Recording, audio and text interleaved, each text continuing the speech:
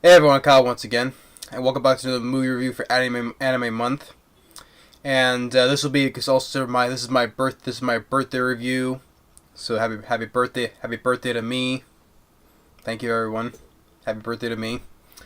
And I decided I wanted to review this movie because since started reviewing Pokemon, and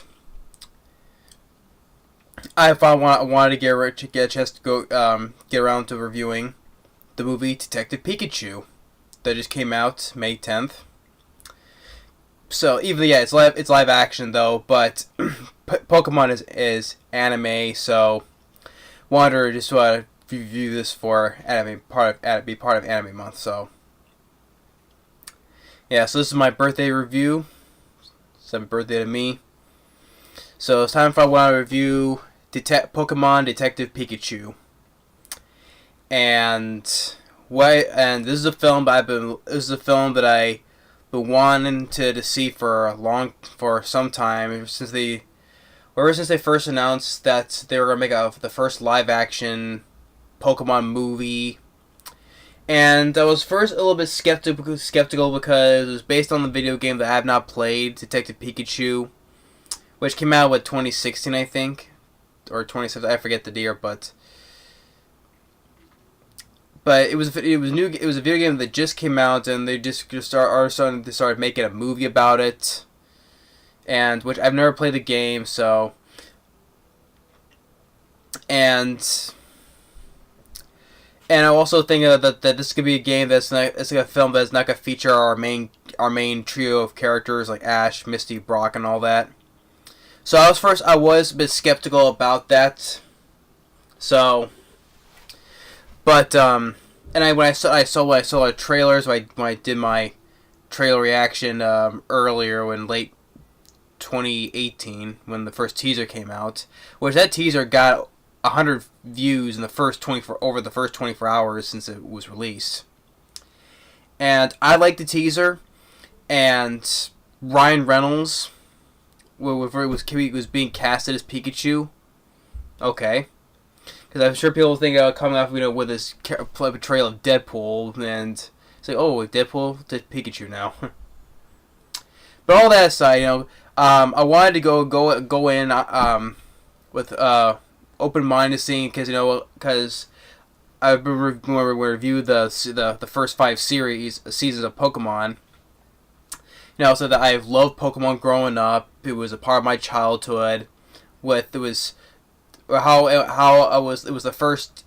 Well, the first 2 animes I was introduced. I was introduced to Pokemon and, of course, Sailor Moon. Those are the 2 animes that introduced me to the genre of anime. Especially both classic shows, it had 2 of the most memorable themes ever. So, but I love Pokemon to death. Growing up playing the games, watching the show, and I probably forgot to mention I collected the Pokemon cards, especially the holo cards, the collectibles. So I forgot to mention I collected the Pokemon cards. So, but yeah, but I loved Pokemon growing up, and it's still popular. It is over 20 years later. It's still and especially with the game Pokemon Go, how that was a huge hit. Pokemon is still showing no signs of slowing down, especially now it's coming out with a new video game series called Sword and Shield. A new set of Pokemon, and Pokemon is showing no signs of slowing down at all. Can't believe still over 20 years later, it's still popular. And that's one of the things they wanted when it's still being popular. They want to make this movie about it, capitalize on its popularity. So with Pokemon Detective Pikachu, based on the game, which I've never played before, but as the film itself, Detective Pikachu is directed by Rob Letterman, who directed a few films. Well, he directed one of my favorite anime films, Monsters vs. Aliens. Well, he co-directed it, though, but still. I love Monsters vs. Aliens. But the ones he directed, he directed Gulliver's Travels with Jack Black, which I did not care for. Goosebumps. He directed the 2015 film Goosebumps, which I like though, but like I said, for like as I explained, I probably said before when I talked about the film. I didn't review the film yet, still, but said like because Goosebumps was another childhood thing that I loved the books, so and as well as the TV show. But I do have to rewatch it again though. But he directed Goosebumps, and then he's directing Detective Pikachu, and. And I haven't talked about the film itself yet, so going almost over 5 minutes in. So, what do I think about the film? For a film I was looking forward to for a live action Pokemon film for a long time, for years. And what I have to say about the film? I enjoyed it. I really enjoyed the movie, and I was really happy because I think the film didn't disappoint me. It didn't let me down. Even though the Ash, Misty, and Brock, or even Team Rocket were not in the movie, though, I still really enjoyed the movie as a Pokemon movie. And one of the big highlights of the film is the special effects. I was really blown away by the special effects. How the CG because I'm always complaining about the CGI in films nowadays, because a lot of times, especially in big budget films, CGI either they look cheap or it's just crap in general nowadays. But I could tell that because the makers behind the film, Rob Letterman, and the people on hand and making the effects of Pokemon were really passionate about this, because they really want to bring the passion of bringing, to please people, especially the fans, and the younger people, to bring the detail of how the Pokemon look in the real world, and live action wise. So yeah, it was definitely a passionate, passionate project. Yeah, I would say that, definitely say that. And how the Pokemon, the details of them, as the effects were really spectacular. Like, especially Pikachu, he's really well animated, well detailed, and especially looks very cute. Or other ones, seeing like Charizard, he's very well detailed and well animated, very visually appealing, especially for Charizard, because I enjoy Charizard. Or even Gyarados, when that Magikarp evolved, even the effects of Magikarp looking like a actual fish, and when it evolved to Gyarados, very, very well made. And seeing like the other Pokemon, like seeing from like Snorlax or Mewtwo looks great, and the Greninjas, Psyduck, the Torterra, all the Pokemon in the world, like Cubone, seeing all the Pokemon in this world, the effects of the Pokemon are very spectacular, really am. And I love the visuals of the Pokemon in the movie. So the visual effects are very amazing in this film. I enjoyed the effects. That's definitely one of the best highlights of the film for me. And especially with Rob Letterman's direction was really well. I'd say I like this more than Goosebumps. And maybe maybe it's a stretch if I'm saying I like this better than Monsters vs. Aliens. Well, consider the fact that I've enjoyed Pokemon years before Monsters vs. Aliens came along. So, yeah, maybe I would say I put this above Monsters vs. Aliens, as well as Goosebumps. Definitely better than Gulliver's Travels. Definitely better than that movie. I didn't like Gulliver's Travels. So, yeah, this is definitely better than that. So, but as for other films with Rob Letterman, I think I definitely put this above Goosebumps, and probably put this above Monsters vs. Aliens, So, but yeah, he did a really great job with the movie. And I also just want to give credit to some parts of it I'll get into, like Rob Letterman, like the screenplay, but the script, like Rob Letterman, he's one in there, and there's 3 other people on there. But the script, I I think it needs just a little bit tweaking. I would say. I mean, because there are a couple of flaws in the movie though, but it's not enough to kill the mood for me for my enjoyment for this film. So yeah, there is a couple of flaws in the movie, just a few, but I still enjoy the movie. Still, it does not affect these little flaws. Does not affect my mind of way I feel about the movie still, because I still enjoy the movie. Because I think as of right now, I think this will be my top.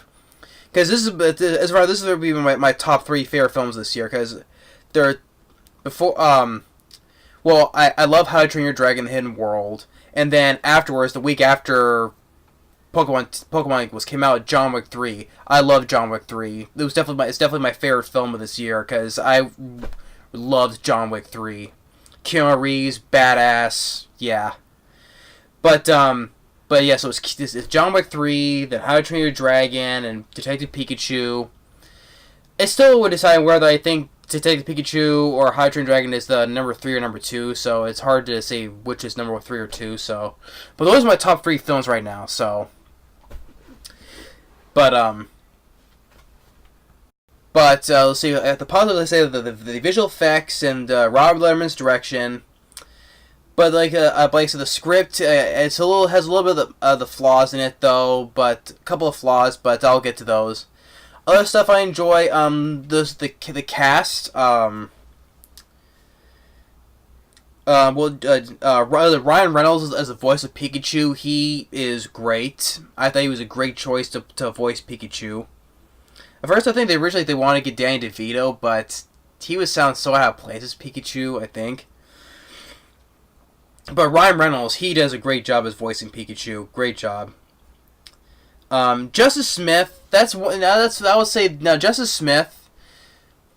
I would say he is a flaw. I would say he is one of the flaws with the film. I mean, as I expected, because like I said, when I talked about the trailer, the teaser and the official trailer that came out, I did trailer thoughts on those.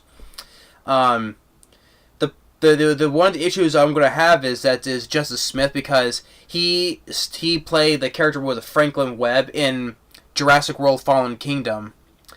He was one of the things I didn't care for in Jurassic World: Fallen Kingdom. I enjoyed Jurassic World: Fallen Kingdom. I do. I thought it was an improvement over the previous film, but one of the issues was Justice Smith, and his character, I just didn't care for his character in Fallen Kingdom.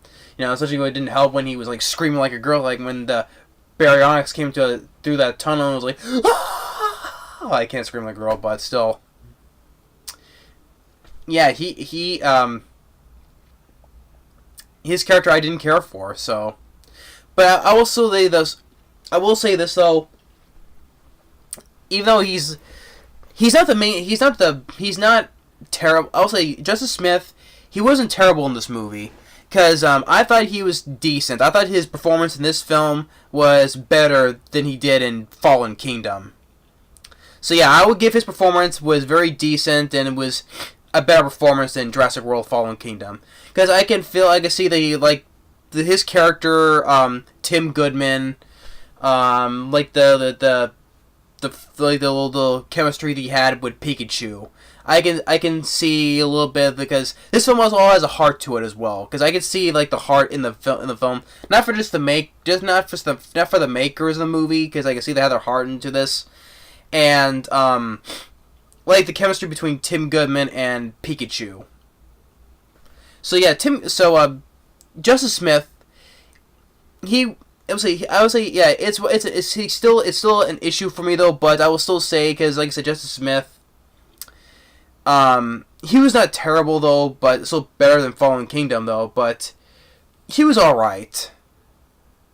But I'll say decent performance, but I do still see the heartfelt chemistry between his character Tim Goodman and Pikachu.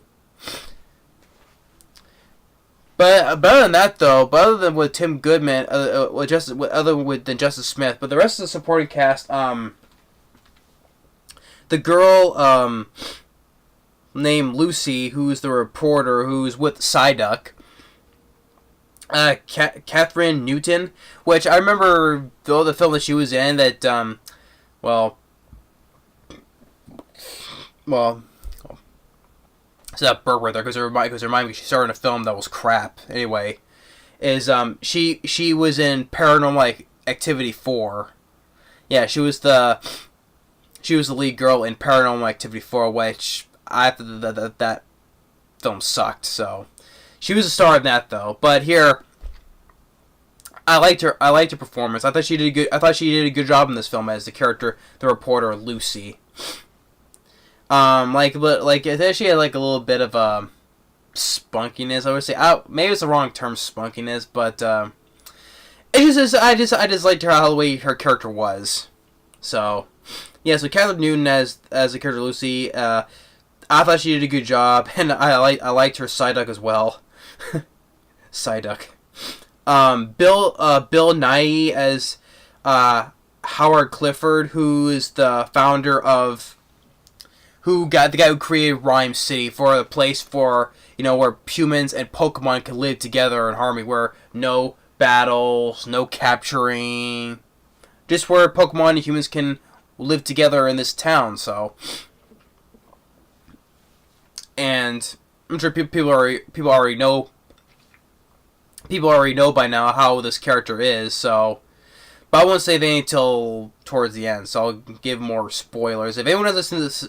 If anyone's listening to the film, I'll stop it right here. Then, if you haven't seen the film, stop right here. So I'll get into more spoilers later. So, but Bill Nighy, I thought he did a good job. Then Ken Watanabe, who's the detective Hoshida, who's a lieutenant on the Rhyme City Police Force. He has a Snubbull. Which I think I played before. That Snubbull looked a little bit bigger than it was in the cartoon. But yeah, but Ken Watanabe, he was there. He has, for the little time he had on. I thought he did good as well for the little time that he had on there. He's in for about 3 scenes, like in the beginning, and then another scene with Tim Goodman, and then towards the end at the parade. Chris Greere, who plays Roger Clifford, the son of Bill Nighy, Howard Clifford in the movie.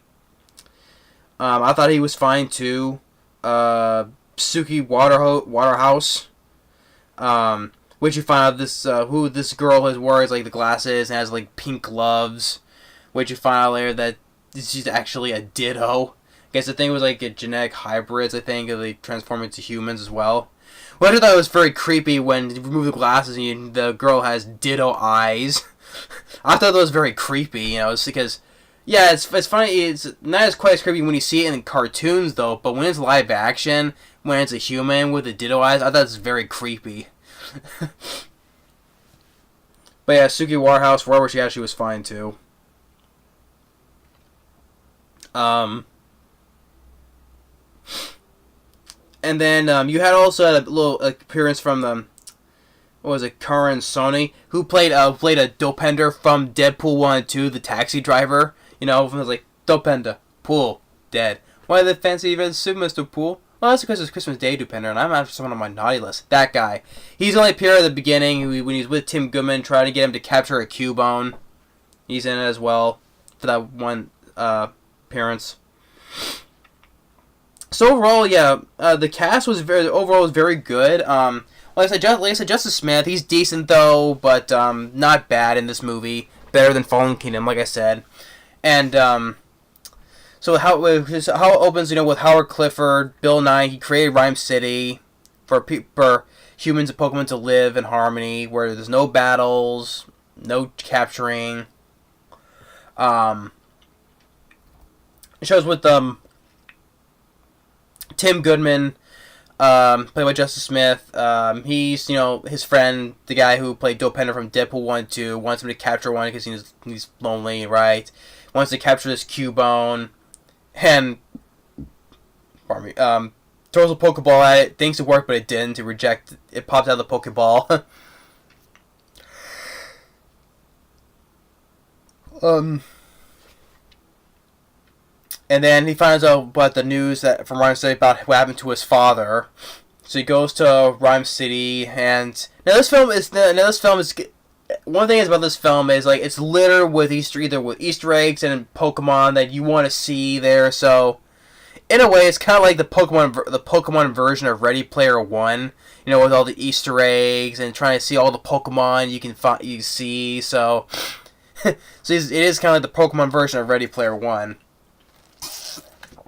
You see Tim Goodman, he's on the train, he's coming, but he sees a Lickitung licks his face. He's in Rhyme City, and all the Pokemon around us in the Pokemon world, I thought was really great to see. Like, you see the past of this, like, first in the opening, there's a farmhouse, there's a herd of Buffalant, or when he's walking the streets, you see Pancham and Pangoro, and like a Monchamp directing traffic because Snorlax is sleeping in the middle of the street. And when he gets to the police station, you see some Growly there, and he meets with Ken Watanabe, who has a Snubble, saying that his father died because there's from a car wreck, and he goes to his dad's apartment, and when he meets with Kathryn Newton, played Lucy Stevens, their junior reporter, and I did not expect to see this. I didn't expect to see this in this movie, because when I saw this, I was like, oh wow, they really put that in this movie. The minute that Tim Goodman walks into his dad's apartment, there is a movie that's playing, a black and white movie. And to many people who know this, it's what was the freaking film called though? But the movie that Kevin McAllister was watching from Home Alone, was it Angels with Dirty Souls or something like that? It was, yeah, because you would know that because the person says, "Who is it? It's me, Snakes. I come for my money. Leave it on the doorstep and get the hell out of here." Yeah, I didn't expect that. Brought a smile. I was like, oh my god, they took that from Home Alone and put in this movie. Wow, that I did not expect to see that. So that whole movie from, well, it's a fake movie within a movie, but still, they took that from Home Alone and put that in this movie. Wow, I did not expect to see that in this movie. So. And then, of course, when he goes to his room, he has like a poster of Sinnoh League, and he has like other posters, like he has a Pikachu bed. He has a cutout cardboard of Rayquaza on his wall, and a poster of Reshiram and Zekrom, from Pokemon Black and White. And then he hears something, and there is Pikachu, voiced by Ryan Reynolds, which he does a really great job. He does a really great job. And, well, before that, not only till he gets to sneak into his dad's desk, there was a little cylinder a tube filled with this. He opens it, and this purple gas comes out, and it gets some Apom riled up, right? And they invaded the apartment, and him and Pikachu runs away to the rooftop as the Apom are going ape shit, really, literally. And then they're talking how Pikachu knew he's Tim's son, because he has the hat that has his name and address. So he's wondering, how does he know his dad? How does he tie into all this? He wants to solve this mystery. So, and then well, first I forget what the scene with. He talks with the reporter, or yeah, I think she talks with the reporter, Lucy, about the little canisters. Well, first he talks with the Mr. Mime. Yeah, with the Mr. Like in the trailers, Mr. Mime, and I like when he puts the berry, he's inside this box, and Tim Goodman goes inside like, pretending he's in the box, right? And he pretends to pour gasoline over Mr. Mime. And they light the match as well to give him info about it. And then it goes with the in the trailer, and also in the trailer, the Pokemon Battle Ring, where you see where this guy, where J.K. his father had an encounter with this guy named Sebastian. He has the Charizard, the badass looking Charizard, and you see this battle going on between a Blastoise and a Gengar. Like Blastoise using Hydro Pump, Gengar using Double Team, and Shadow Ball, and the Gengar wins, beats Blastoise. And then they both meet, and Pikachu wants to fight the Charizard, and Tim sees the guy give his Charizard that purple gas that he saw before with the Apom. He's giving him the gas, and to make it very riled up, and Pikachu gets knocked around, and he's like because he doesn't remember using his powers, his electric attacks. And then Tim jumps in, and then he actually releasing all the guy actually released all the gas, all the Pokemon are getting riled up, and then the Magikarp comes in and it evolves into Gyarados, which Gyarados looks badass too. And yeah, that's when when he goes and talks to the reporter Lucy, and found this secret facility. And to mention how the film opens up, I forgot to mention how the film opens up is with Mewtwo. Because it's where it's leading to, Mewtwo. The film opens up just like how it was from Pokemon the first movie. You know, how it opened up with Mewtwo in a water container. Well, except it was in Team Rocket's position though, so. But still, it was good to see it was funny, like, the opening felt like it was the opening of Pokemon the first movie. And they go to the facility, and they sneak around, and Tim Pikachu, they find the recordings about the experiment dealing with Mewtwo, and how they extract the purple gas. They extracted it from Mewtwo, and you get something that's canon to the animated series. Well, especially the first movie, which was cool because the lead scientist woman mentions that they captured this Mewtwo because 20 years it escaped from a facility back in Kanto. Get it?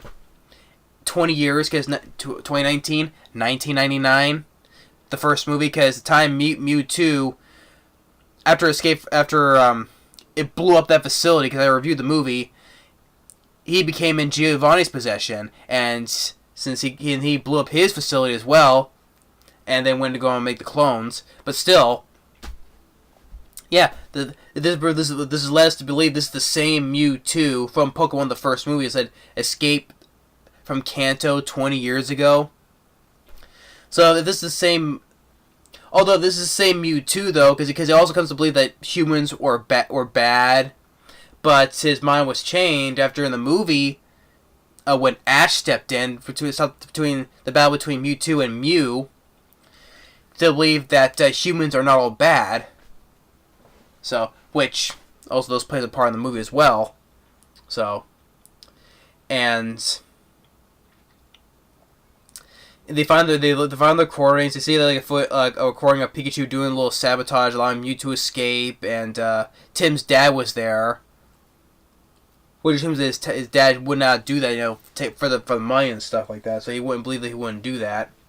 And then which led to the car crash earlier. We saw in the archive footage that when Tim went to see Bill Nighy, who showed him footage, he said, allowing we can allow to certain see things that are there or that are not. So he showed the archive footage of the crash sighting where his dad crashed, and so, and Pikachu led to believe that he's the one who led to Mewtwo's escape and probably Tim's dad's death. And then one thing leads to another, they get chased by the Greninjas, and Greninjas look really well made as well. The effects of the Greninjas are really phenomenal, I would say.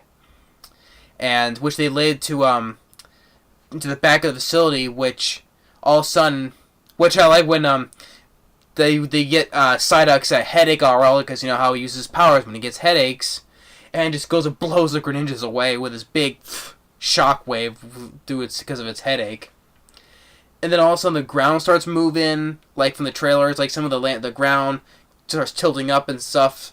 They run away, and Pikachu gets hit, and which I thought was an interesting idea, because one of the experiments, besides the Greninjas for their super abilities, but also there was another one dealing with Torterra, with the growth rate, and the whole time I didn't expect that. I didn't know what was going. I didn't expect it because the Earth was just shaking, but it's actually they were the whole time they were on giant Torterras. They were the whole landscape they were running on.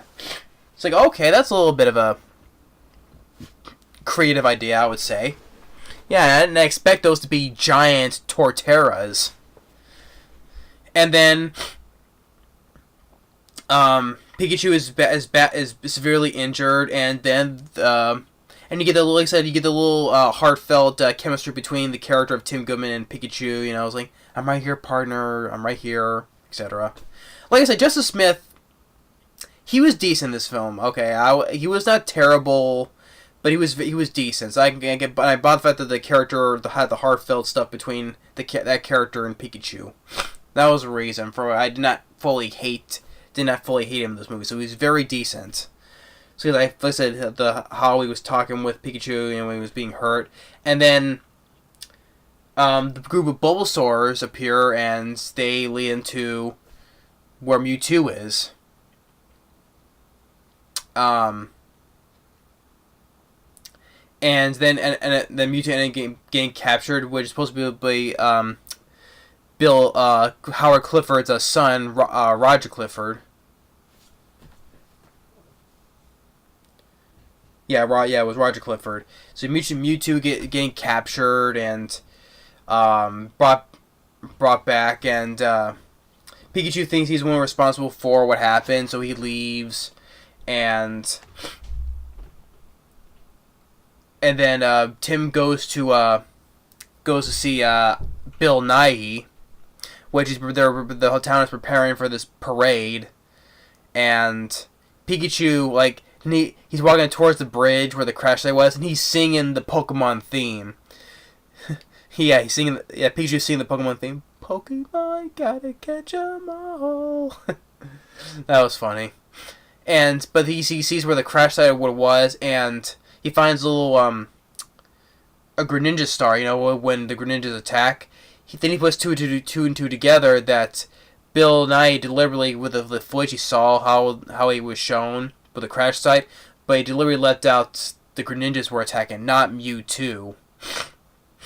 So, that's another flaw that I have, is that the twist, because it was purposely led to believe that the son, he was the villain, but actually it was, like I said, spoilers right here, but it was leading us to believe that the son was the villain, but it was actually Bill Nighy the whole time.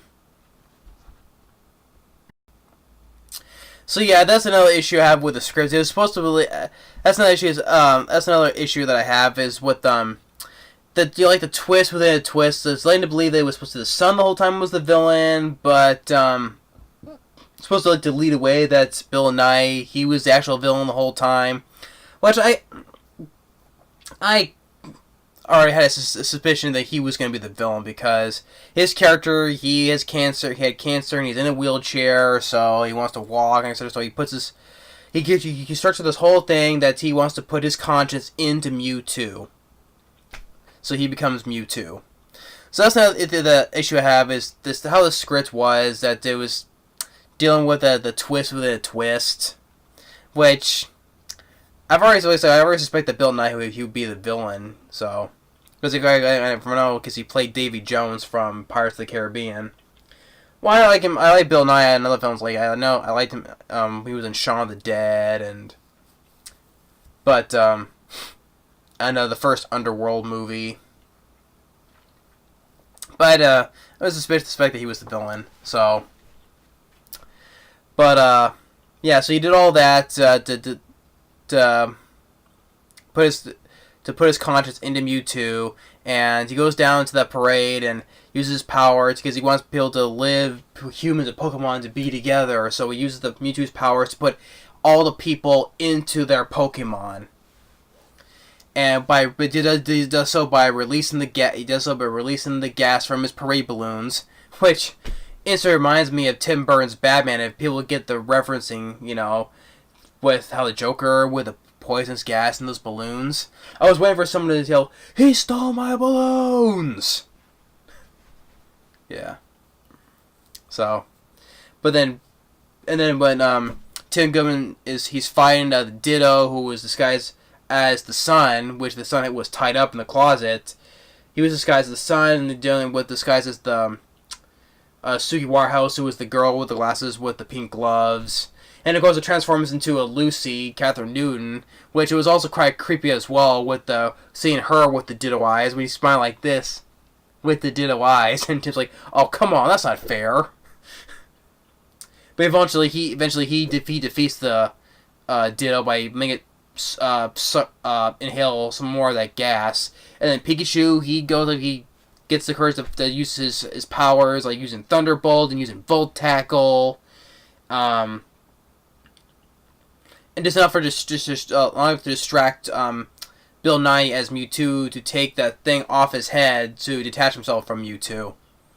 So then he gets arrested, and his son's gonna clean up where the mess his father caused, and Mewtwo undoes the damage that Bill Nighy did, and he tells about that his father.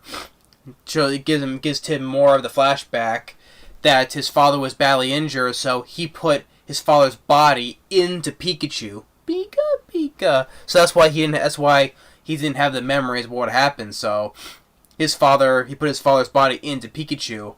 So he undoes that, and shortly afterwards, like the next day, his father is also played by Ryan Reynolds as well. So, which makes sense now that Pikachu is voiced by Ryan Reynolds, because his father, Tim's dad, is Ryan Reynolds, Harry Goodman.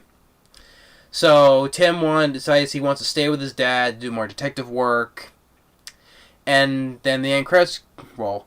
And I liked how the end credits are done, how showing the artwork of the Pokemon, and you got the tune that was playing during the introduction of the blue, red, and yellow version of the Game Boy games. You have the dun dun dun dun dun dun dun dun dun dun dun. Yeah, so you got that. It was nice they put that tune in there from the Game Boy games as well in there. And I liked how they made when it showed our cast of the movie. It made them look animated like how they would appear in the cartoon show. So I like how they made our characters animated to look like how they are in the animated TV show. So I like that too.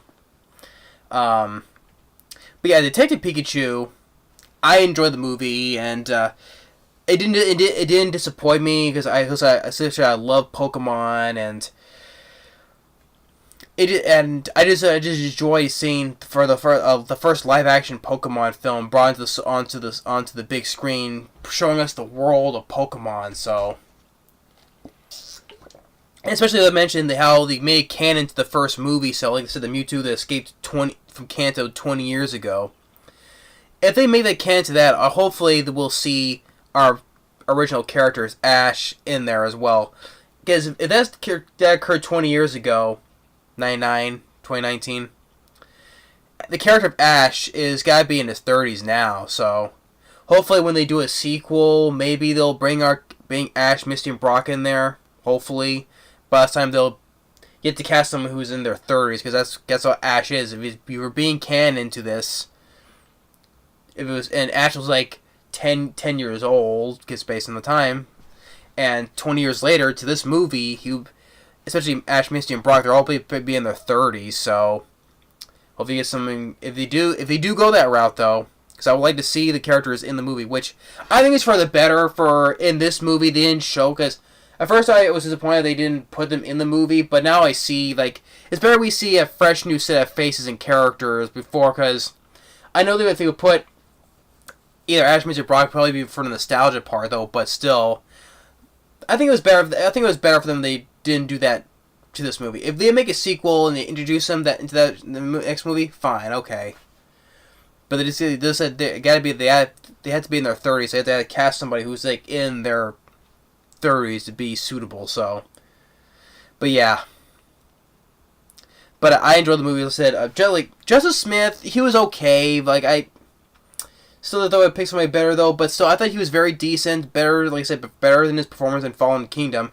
It was also quite funny that I haven't seen the movie that he was also in called Paper Towns. But there was a scene that he was with his two other friends, and Justice Smith was in it, and the three of them were singing the Pokemon theme song in the movie Paper Towns.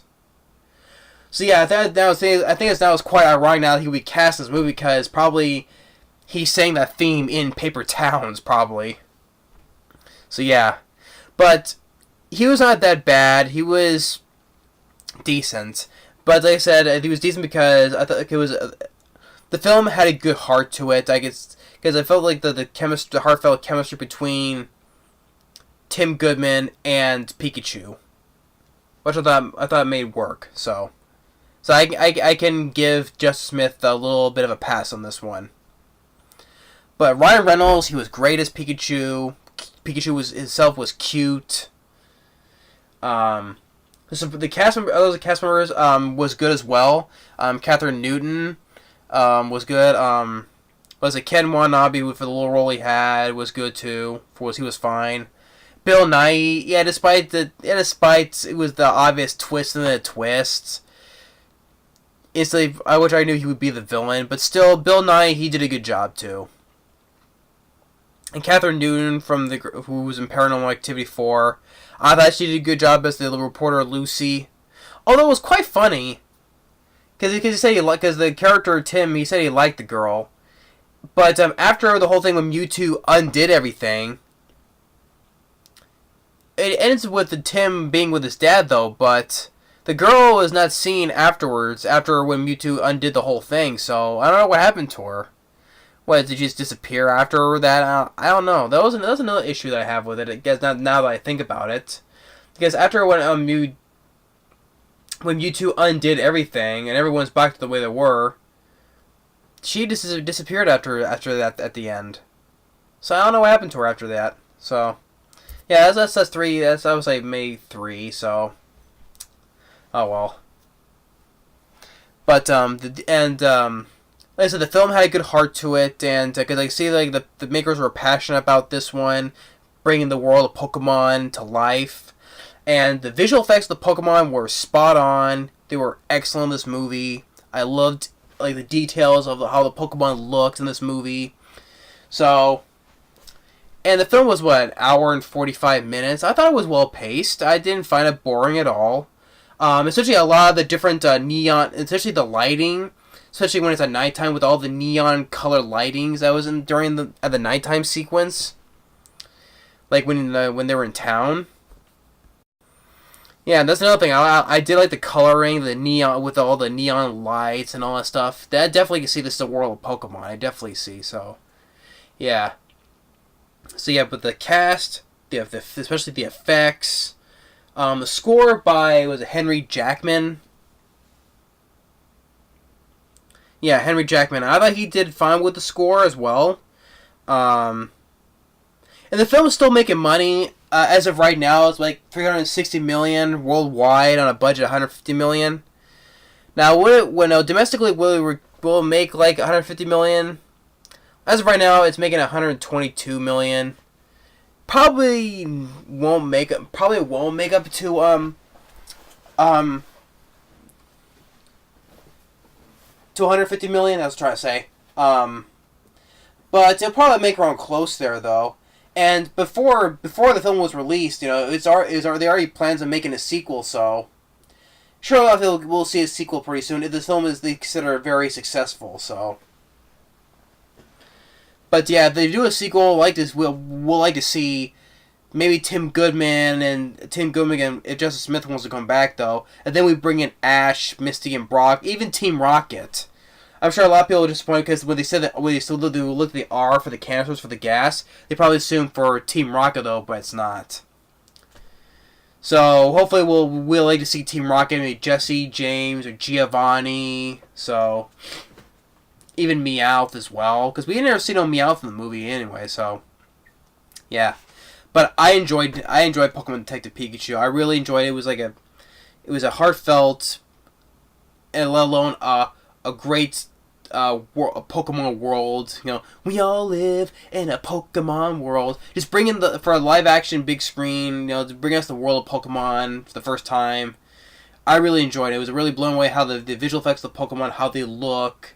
I don't know more to say. So, as repeated, hopefully we'll see a sequel sometime soon in the future. But yeah, and box office wise, yes, I would say decent for the box office is making so far. I know it got the highest rating on Rotten Tomatoes based on a video game adaptation. It has 66% Rotten Tomatoes.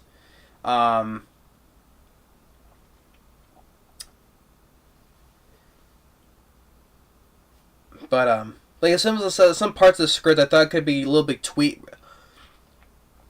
could have been retweaked a little bit though, but still, it didn't hurt the movie for me.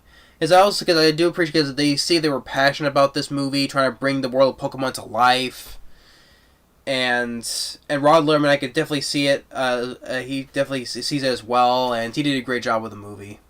So as I put this above Goosebumps, even probably above Monsters vs. Aliens. But definitely better than Gulliver's Travels. Definitely that. But yeah, I enjoyed Detective Pikachu. It's definitely my top 3 films this year. Like I said, John Wick 3 is number 1, and it's still debating whether 3 or 2 be either be this film or How to Train Your Dragon: The Hidden World. So, but yeah, Detective Pikachu, I enjoyed it. I was looking forward to a first live action Pokemon movie for years. I got it, and it didn't disappoint me. So, this year I would give it a thumbs up for me. Worth giving a thumbs up. So, but yeah, that's my birthday review for Anime Month. You know, this is my birthday review. I want to do this because I was doing the series of Pokemon for Anime Month. So, based on that, so happy birthday to me. And but thanks for watching, and stay tuned on the next review more for coming for Anime Month for my birthday month of June. Once again, happy birthday to me because I want to do this. So, what better way to celebrate my birthday than reviewing a film that I enjoy this year, especially based on anime. So, Pokemon Detective Pikachu, I give a thumbs up. So, thanks for watching, and stay tuned for the next anime review. Once again, happy birthday to me. God, why the times fly so fast, man. But thanks for watching, and stay tuned. Later.